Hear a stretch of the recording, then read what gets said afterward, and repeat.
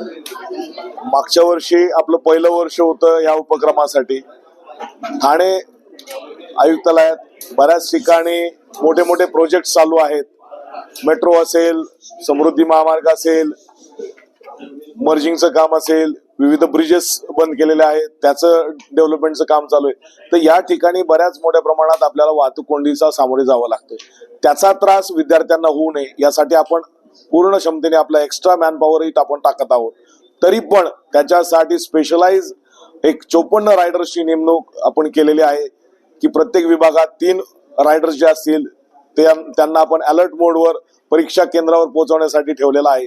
ज्याच्यात कॉल येतील आणि त्याच्यात संबंधित विद्यार्थी किंवा पालक त्याचं लोकेशन शेअर करतील, लाईव्ह लोकेशन। त्या लाईव्ह लोकेशनवर आपले अंमलदार अधिकारी पोहोचतील आणि त्याला तिथनं त्याच्या परीक्षा केंद्रापर्यंत सुरक्षित आणि वेळेत पोहोचवतील। तर किती रायडर्स आले?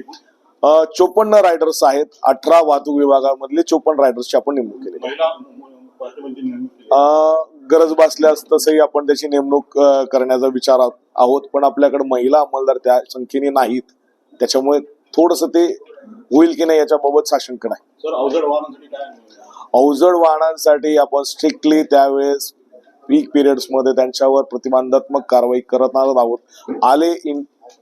आज जर आलेच तर त्यांच्यावर त्याप्रमाणे कायदेशीर कारवाई करण्यात येईल। यावेळेस आपण रायडर्सची गरज पडू नये अशी व्यवस्था करतो। तरीही जर वाहतूक कोंडी झाली, 3 रायडरची आपण स्पेशली नेमणूक करत आहोत जे फक्त त्याच ड्युटीवर असतील की कॉल आला आणि ज्याचा कॉल येईल त्याला आपण त्याच्या पोचेल, त्याला तिथं पिकअप करेल आणि त्याच्या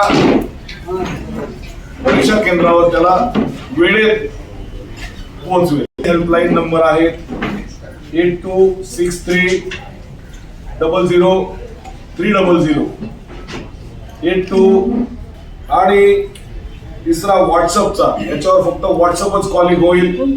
हा नंबर आहे 7039 00 3866। सर, अचानक झालेली वाहतूक कोंडी कसं काय तुम्ही हे करणार?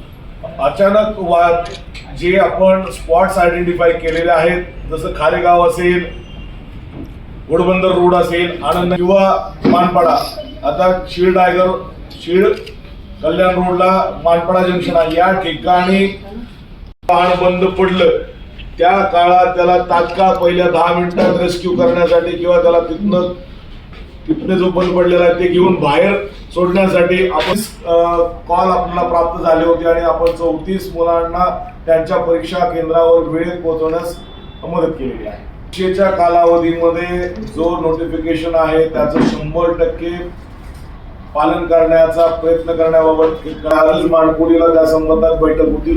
त्याच्यात त्या ट्रान्सपोर्टर्सलाही कल्पना दिलेली आहे की आपण ह्या जो पीक आवर्स आहे, पीक आल्यास आपण त्याच्यावर कायदेशीर कारवाई करू।